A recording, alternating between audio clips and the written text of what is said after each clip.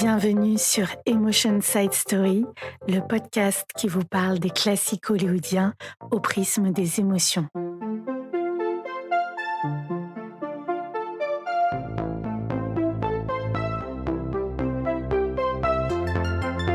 Le film dont nous allons parler cette semaine est The Apartment, La Garçonnière en français, un film américain de 1960 réalisé par Billy Wilder et dans lequel nous retrouvons les immenses Jack Lemmon, Shirley MacLaine et Fred MacMurray.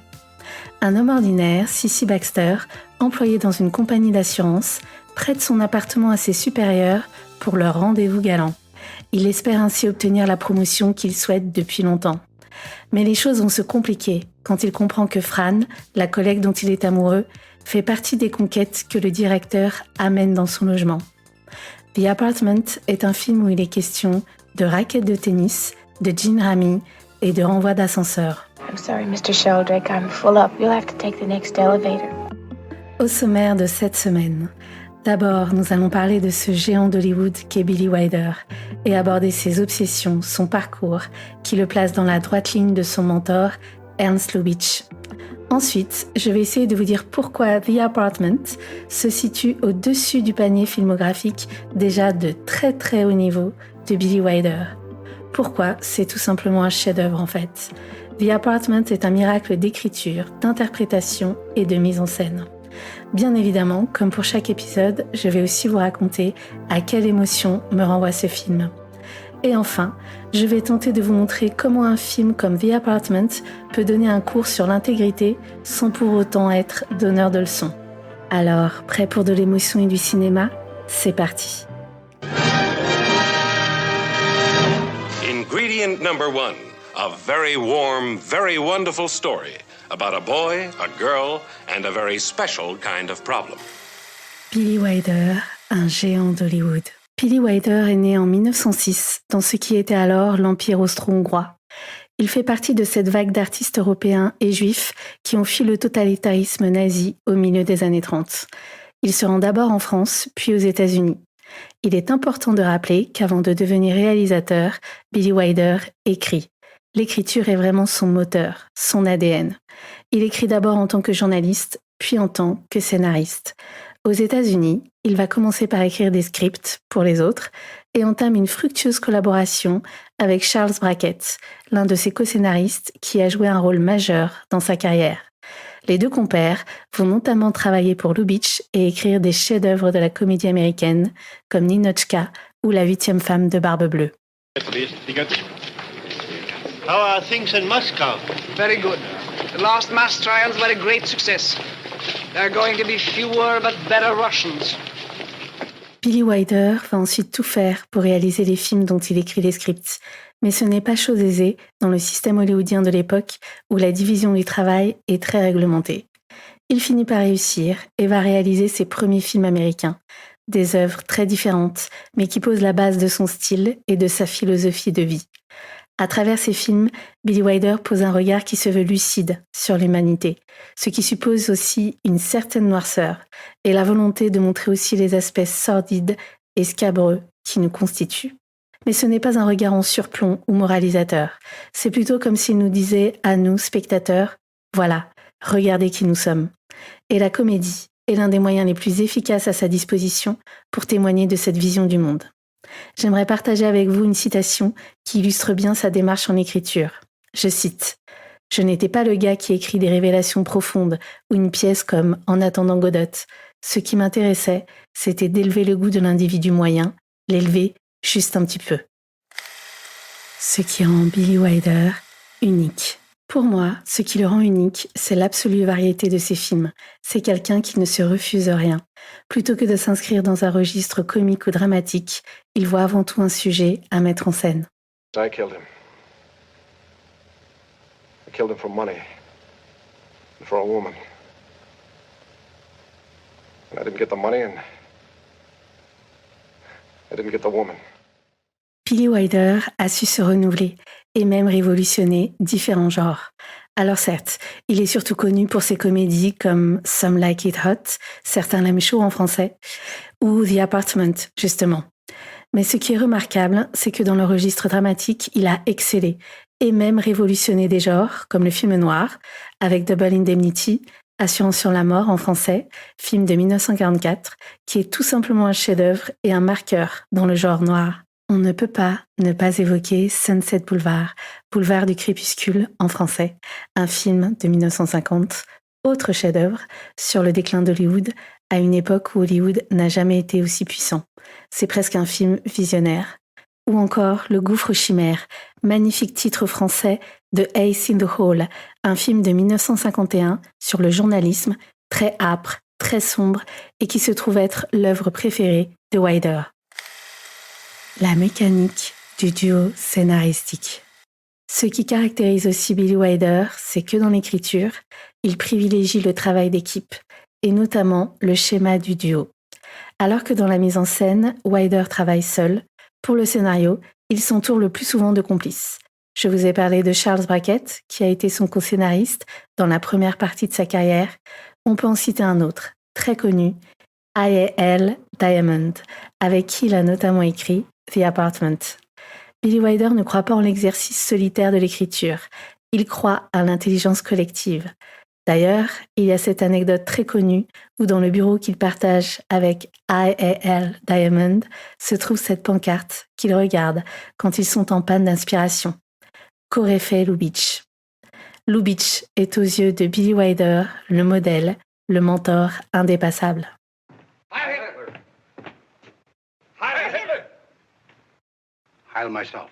Même s'ils ont des styles très différents, Billy Wilder peut être considéré comme un héritier de Lubitsch. Il l'a connu, l'a admiré et travaillé avec lui pour des scénarios.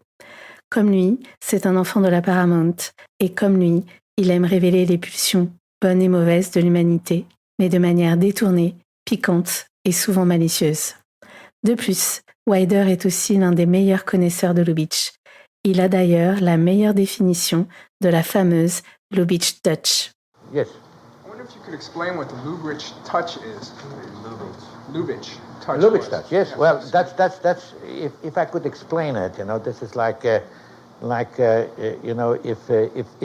I knew the formula, I would patent it. But nobody quite knows how to arrive. Voici comment Billy Wilder définit la Lubitsch touch. Il pose un problème à des étudiants en cinéma. Nous avons un roi, une reine et un soldat. La reine a une liaison avec le soldat et le roi va les surprendre. Comment rendre cette situation intéressante cinématographiquement ? Les étudiants réfléchissent et reviennent avec de bonnes solutions. Des solutions amusantes, parfois trop explicites ou trop cérébrales. Mais personne ne peut arriver à la cheville de la solution de Lubitsch. Celle-ci se trouve dans le film The Merry Widow. La scène s'ouvre sur la chambre à coucher du roi et de la reine. Le roi sort de la chambre. Dès que le roi s'en va, Maurice Chevalier, qui joue un garde, entre dans la chambre. Il ferme la porte derrière lui. La caméra reste à l'extérieur. Pendant ce temps, en descendant l'escalier, le roi s'aperçoit qu'il a oublié sa ceinture. Il fait demi-tour et retourne dans la chambre. La caméra est toujours à l'extérieur. On a peur pour les deux amants qui peuvent se faire surprendre. Mais étonnamment, on voit le roi ressortir, calme, avec sa ceinture et son épée. Il reprend son chemin, mais quand il essaie de remettre sa ceinture, il s'aperçoit qu'elle est trop petite. Il regarde son épée de plus près et comprend que ce n'est pas la sienne.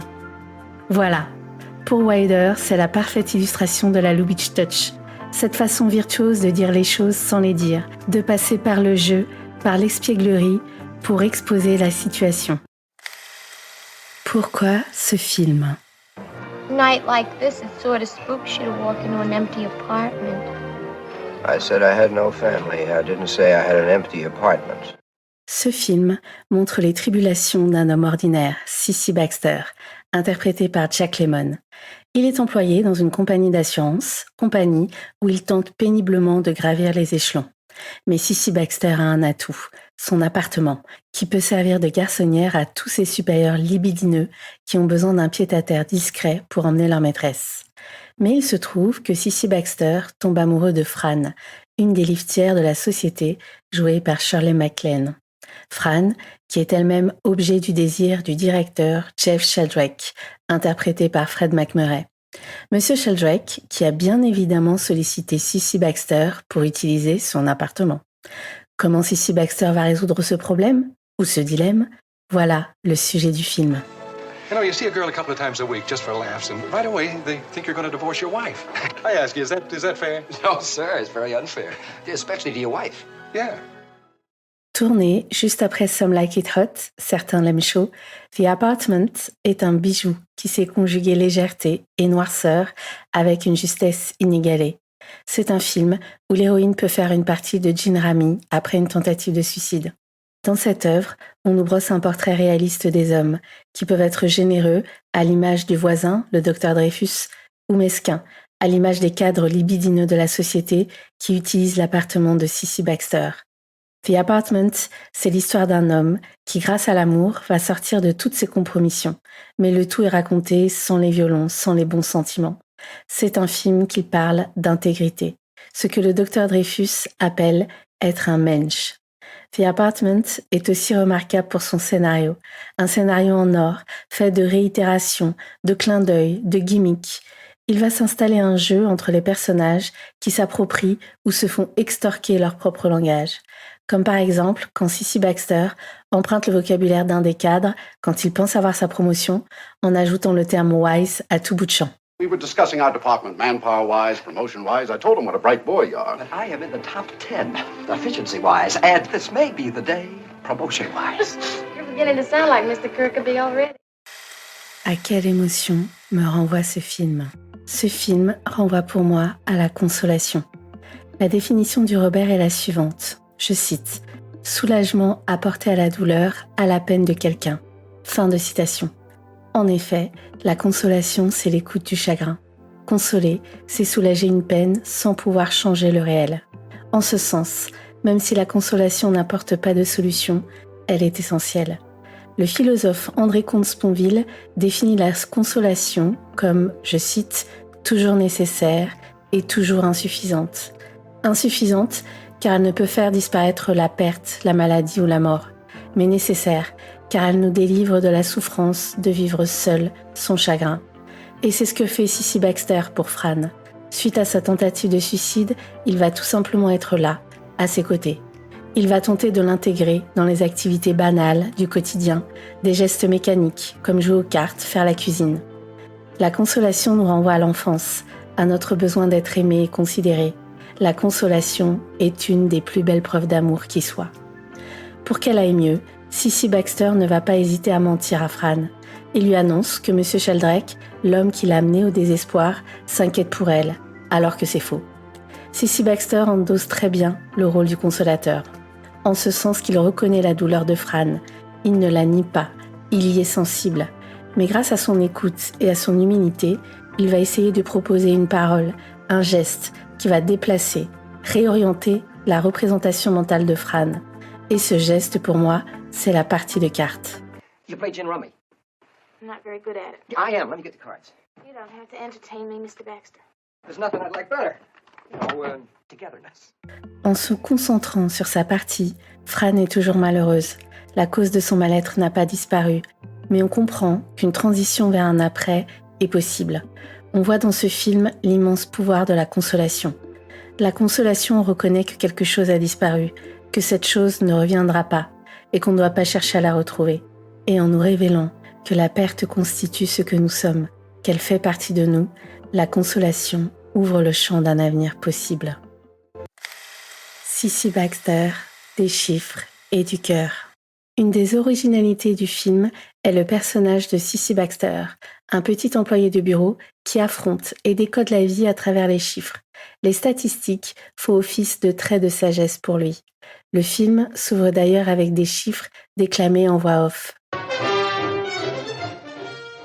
On November 1st, 1959, the population of New York City was 8,042,783. If you laid all these people end to end, figuring an average height of 5 feet 6.5 inches, they would reach from Times Square to the outskirts of Karachi, Pakistan. C'est avec les chiffres que Sissy Baxter appréhende la vie et on ne peut s'empêcher de soupçonner que c'est une manière pour lui de se rassurer. Les chiffres lui offrent peut-être quelques certitudes face à un monde qu'il ne comprend pas vraiment.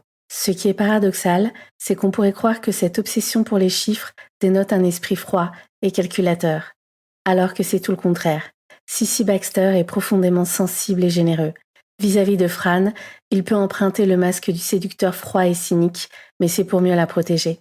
Il est amoureux d'elle, et en même temps il est aussi désolé pour elle, car il sait que le directeur, M. Sheldrake, se joue d'elle. Il pourrait se donner le beau rôle et lui révéler les bassesses du directeur, mais il choisit de la préserver.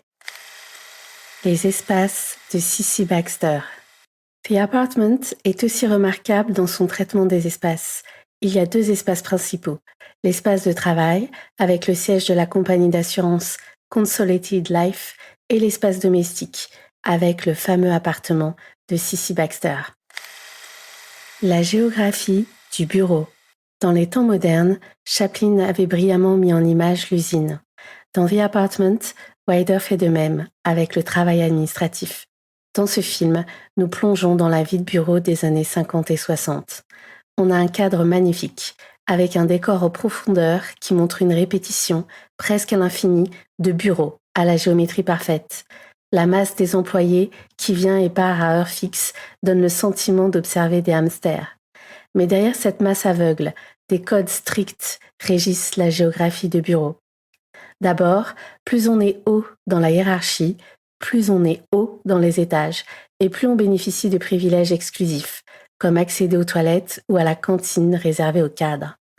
On voit qu'à la discrimination s'ajoute le sexisme et la prédation dans cette vie de bureau des années 50 et 60. Les cadres, qui sont toujours des hommes, vont littéralement considérer leurs collègues femmes comme des proies sexuelles potentielles. Des femmes qui occupent toujours des positions subalternes, secrétaire, fille du téléphone, fille de l'ascenseur.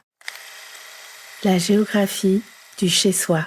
Le domicile de Cissy Baxter représente une autre géographie clé. L'appartement est d'ailleurs le déclencheur de l'histoire et donne son titre au film. Ce logement est très recherché par les supérieurs de Cissy Baxter car il est bien situé, discret et cosy. Cosy est d'ailleurs un terme qui revient souvent dans la bouche des usagers de cette garçonnière. C'est en quelque sorte un appartement schizophrène, avec 2 usages antinomiques. Pour Cissy Baxter, c'est l'espace de la solitude et de la banalité. Ses principales activités, c'est y chauffer ses plats préparés, regarder la télévision et dormir. Pour les usagers, c'est le lieu de la débauche, où on écoute la musique à fond et où l'alcool coule à flot.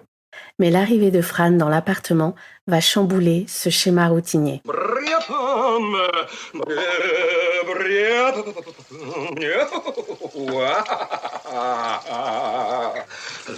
Are we dressing for dinner? You know, just come as you are. La valeur du MacGuffin. Un autre aspect majeur du film est ce que j'appelle les objets magiques. Et cela rappelle d'autres grands cinéastes qui en étaient friands, comme Lubitsch, encore lui, ou Hitchcock. D'ailleurs, ce que moi j'appelle objets magiques, Hitchcock appelait ça MacGuffin. Les MacGuffins sont souvent des objets, mais pas toujours, qui ont une utilité précise. Ils sont là pour révéler la vérité, faire avancer l'intrigue sans qu'on ait besoin d'une longue explication. Dans The Apartment, c'est le poudrier de Fran qui joue le rôle de MacGuffin. The young lady, whoever she may be, it was on my couch when I got back last night. Oh, yeah, thanks. It was broken when I found it. Mais il n'y a pas que les MacGuffins, il y a aussi ce principe qui est la marque de tous les grands cinéastes, celle du show it, don't tell, montrer plutôt que de dire. Par exemple, quand Cissy Baxter nettoie l'appartement, on comprend, sans qu'on nous dise quoi que ce soit, ce qui s'y passe quand il n'est pas là. On peut aussi noter que dans le film, le mot suicide n'est jamais prononcé. Le show it, don't tell est un principe basé sur la confiance dans l'intelligence du spectateur et qui place le pouvoir des images au-dessus de celui des mots. Être un mensch. J'aimerais conclure cet épisode en évoquant la dernière réplique du film. On sait que pour Billy Wilder, la dernière réplique est essentielle. Pour le film Some Like It Hot, lui et I.A.L. Diamond se sont cassés la tête pendant des jours pour trouver cette fameuse réplique « Nobody's perfect ». Pour moi, celle de The Apartment est encore meilleure. Elle ramasse toute la philosophie du film. Elle nous dit qu'au lieu de faire de grands discours et de tomber dans la facilité sentimentale, il est plus important d'être lucide sur nous-mêmes. Cela veut dire comprendre que nous sommes constitués de nos pertes, mais aussi de nos lâchetés et de nos mesquineries. Cela fait partie de notre humanité. Nous passons continuellement des marchés pas très honorables avec nous-mêmes. Nous nous donnons souvent un rôle plus attrayant comparé à ce que nous sommes vraiment. Mais Wilder ne regarde pas l'humanité avec mépris. Il la regarde avec clairvoyance et nous dit aussi qu'il est possible parfois de se montrer intègre, d'être un mensch. I'm no bitch like you. Why don't you grow up, Baxter? Be a mensch.